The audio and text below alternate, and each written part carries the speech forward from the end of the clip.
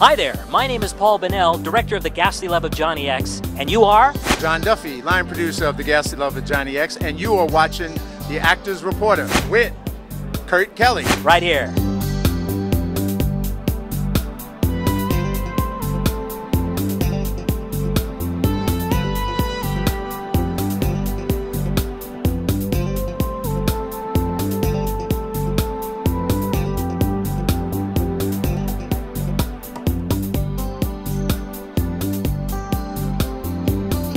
Kurt Kelly from Live Video Inc. and Actors Reporter at AFM 2013.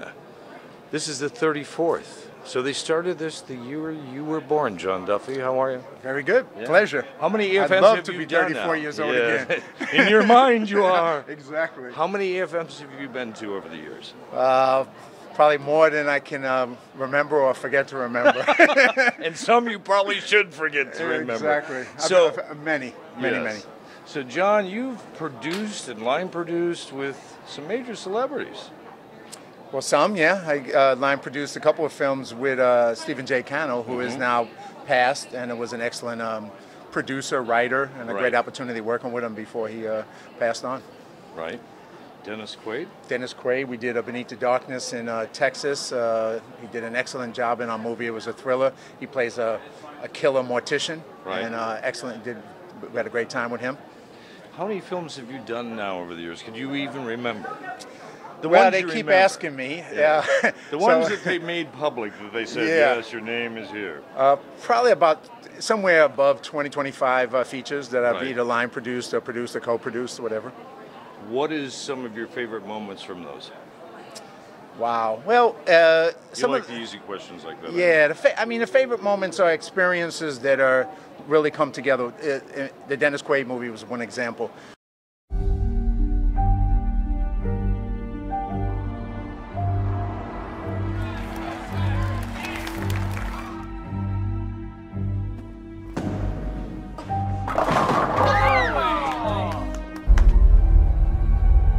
I'll leave the light on for you.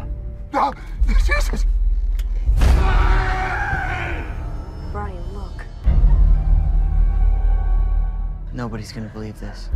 I'm still not convinced. Brian, we all saw it. What's it gonna take to convince you? We gotta go back. Did you hear that? Now I wanna go upstairs. Oh my God, she's dead. What are you doing in my house? Stairs can be very dangerous. Most accidents happen in the home. Why don't you believe us? Danny fell down those stairs. Kids make up stories about morticians. It's all a big joke until somebody gets hurt. We searched that house. There was no dead body. Honey bunny, there you are. Help me prove he killed Danny. Careful. You're not going in without me.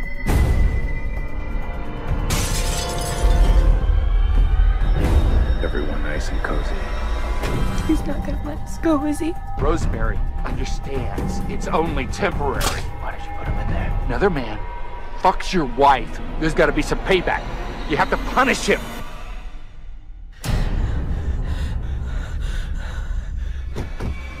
You're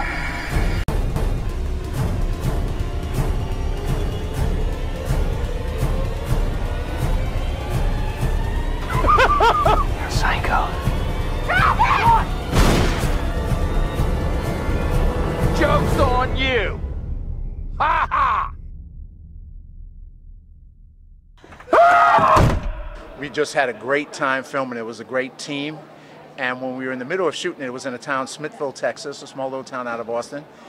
And the director in the middle of shooting, it was a short shoot, came to me and said, why don't we throw on a concert for the town to raise money for the Toys for Tots program. And I said, great idea. I said, after we finish shooting, right? And he said, no, while we're shooting. I'm like, okay, so in the middle of me filming this movie, we're going to do a concert with Dennis Quaid's band and your band and everybody while we're shooting the movie, right? Is that what you're asking me? He said, yeah. I said, all right, let's do it.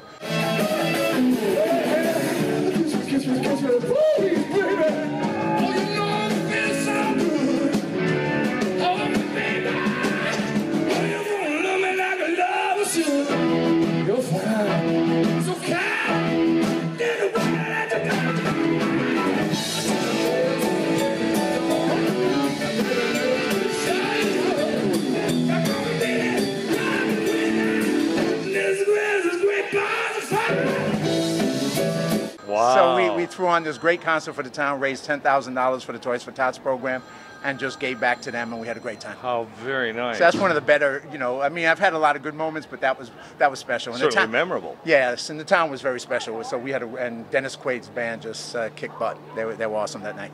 So. And I've actually seen them perform around Hollywood over the years, and he really does like to tear it up when he gets on there. Oh, does he? Yes, he does.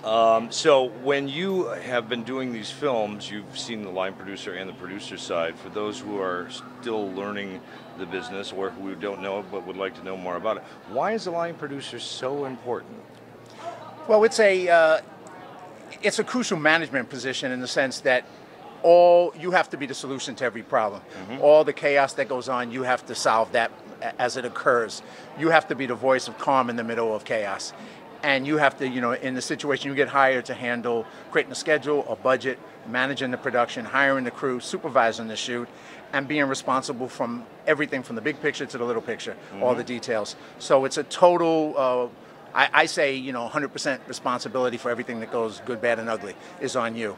And while that's challenging, it's also a lot of fun because you're always solving problems, and you're the go-to person. Whenever something goes wrong, you got to come up with the answer or help come up with the answer together with your team.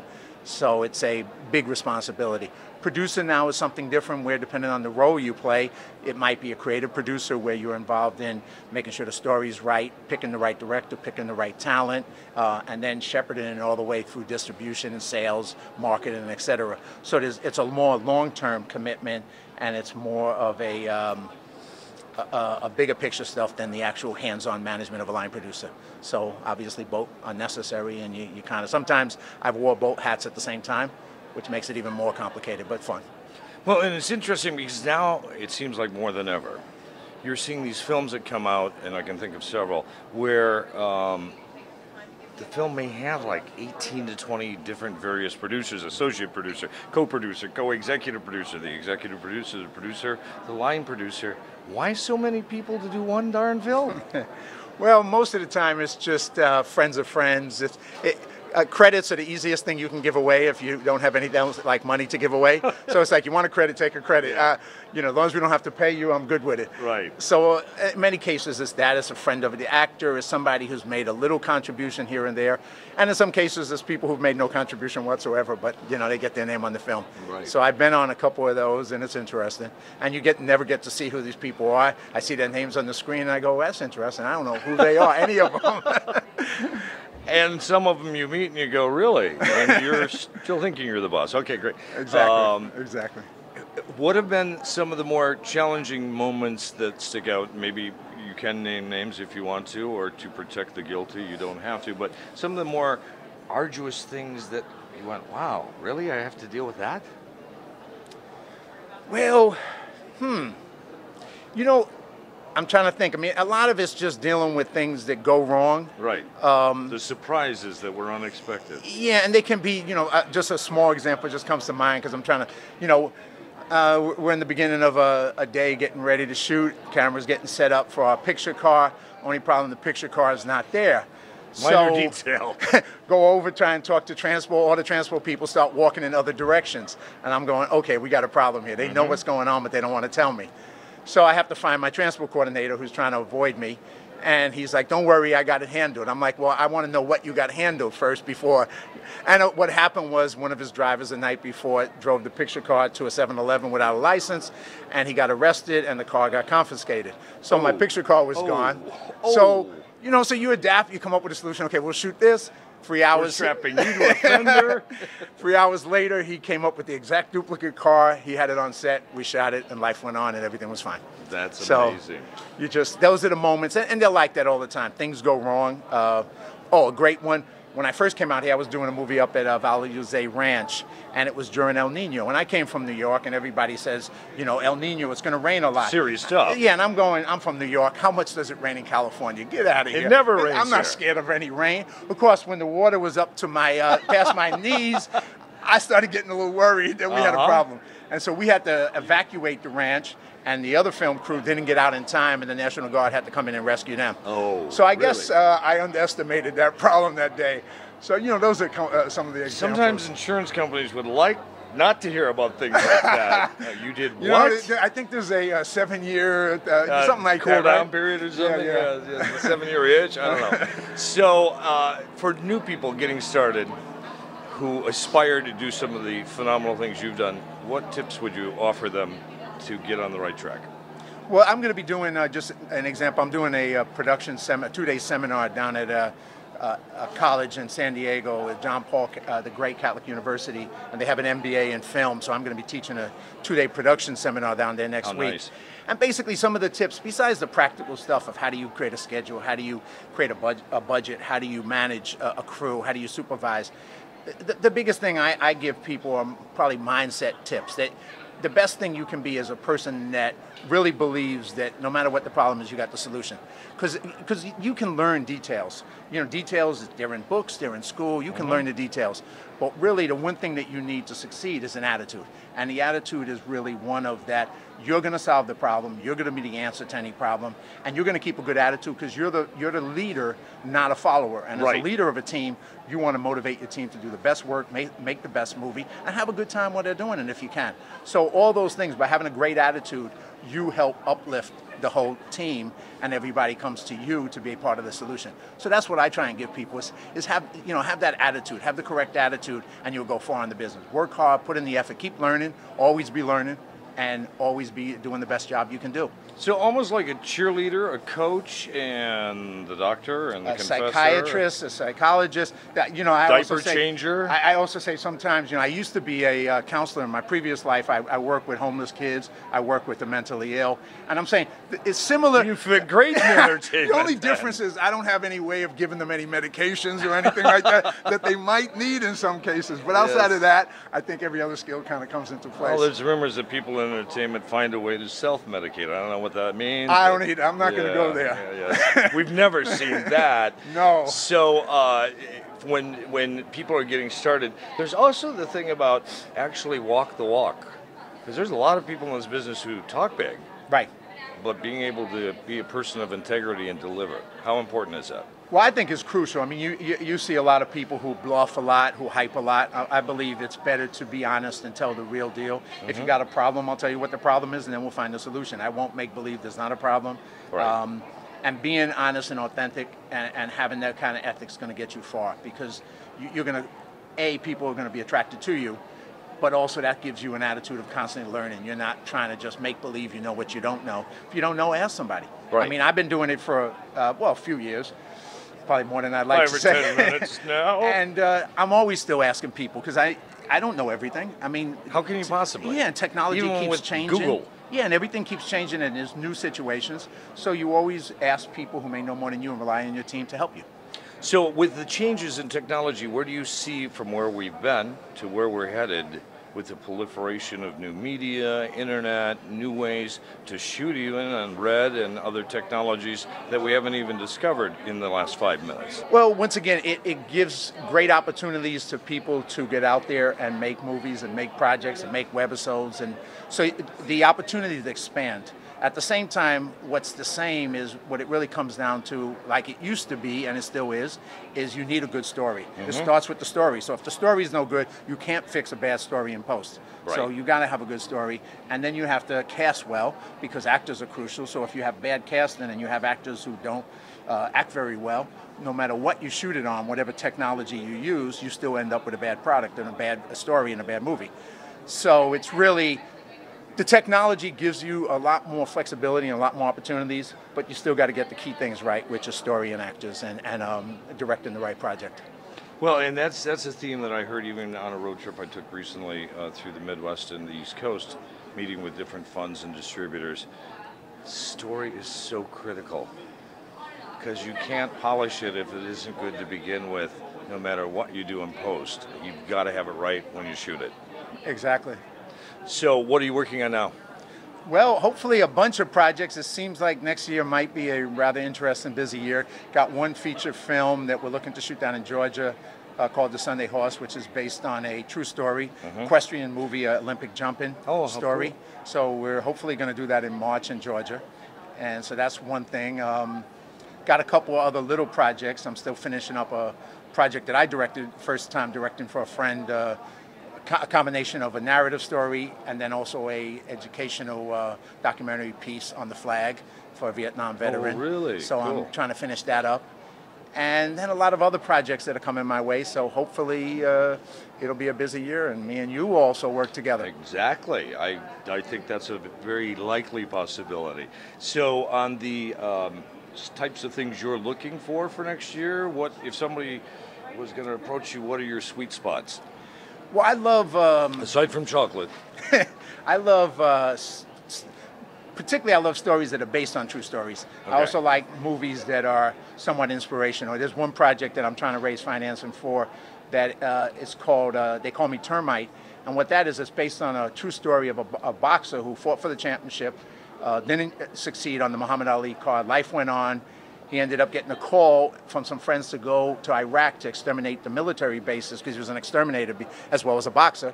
And he went during the war exterminating the military bases. They found out that he was a boxer and they said, could you put together, what's the odds you could put together an Olympic boxing team of Iraqi kids in 10 months? And What he said, year was this based in? this was during the war in Iraq, which on the whatever year that was, 20 Yeah, 2003, 4? 3, yeah, somewhere in there. Bush won. Yeah, during that period, and so he said, well, the odds are 1,000,000 to 1, and they said, great odds, go do it.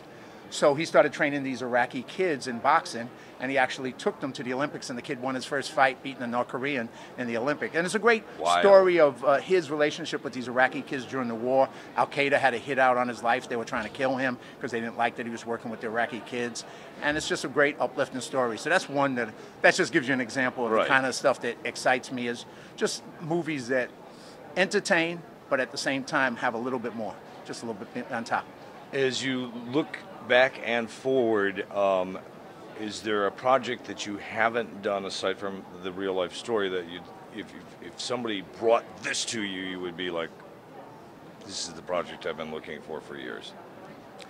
It would probably be in the same thing, genre. because I also been writing a memoir on my life because I kind of got an interest in life.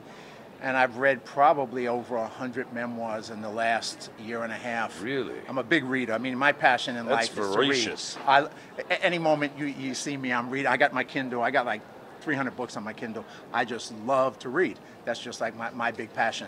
So I've read about 150 memoirs. And once again, I'm really interested in people's lives because you get to know how different people live and what their experiences, and it expands your world because you understand people who live a different life than you've lived. And so that's probably Opens the you things. up, It does. yeah. Yeah, it's like travel. You know, you get to meet people who have a different experience than you've had in life. Right. And it just broadens your horizon and who you are as a person. Well, so I hope you that's find kind of that, what turns me on. So at this year's AFM, what are you looking to accomplish? Well, here I've had a couple of meetings for some projects coming up next year. There's a movie here that I did that's also in the festival. Which one? The Ghastly Love of Johnny X. Okay. A very unique movie. It was shot in black and white. It was the last Kodak black and white stock that we used, and we took them out. They don't have any more, and they're not going to make that stock anymore. They're not ever going to make black and white again? Now it's gone down the world of digital. It's kind of sad.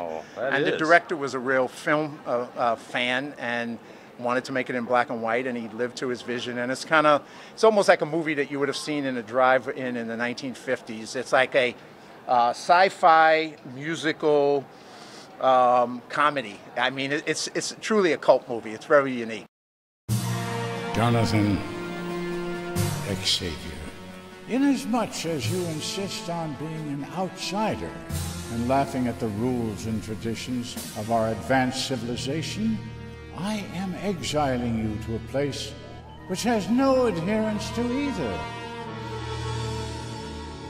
I have no choice but to sentence you to Earth.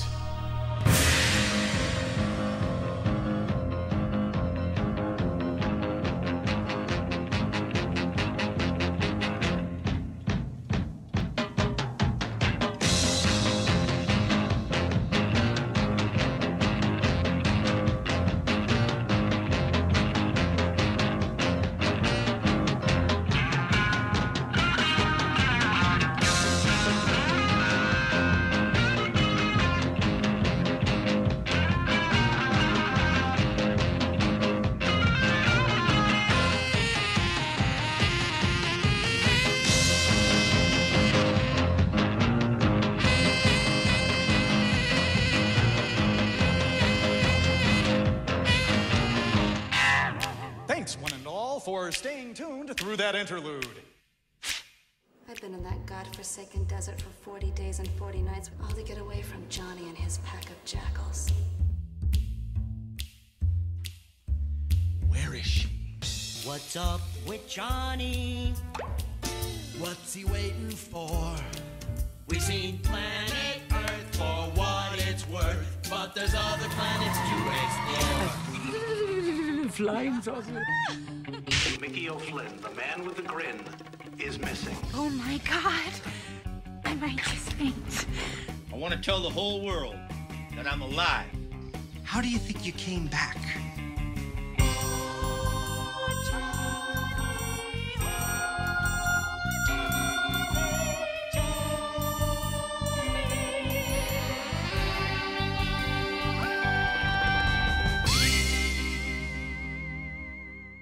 I have a message for the people, and I'm in need of a medium. You'll always be an extra large to me, Mickey. Nice. And it's just fun, a lot of fun. Who's picking that up here? I'm that company. Yes, that company. Okay, yeah, Begins yeah. with an S, and I can't remember. My brain just did a Sony. No. So I'm going to meet with them later today, and That's right. but it's that's one thing, and then just meeting and connecting with folks that I know. I know a lot of people here, and we just kind of come together and say, hey. Nice. Congratulations. Great to see you. Great seeing you. And we'll be doing a lot in the coming year ahead. I'm Kurt Kelly with John Duffy on Actors Reporter from Live Video Inc. Thank you. We'll be back with more in a moment.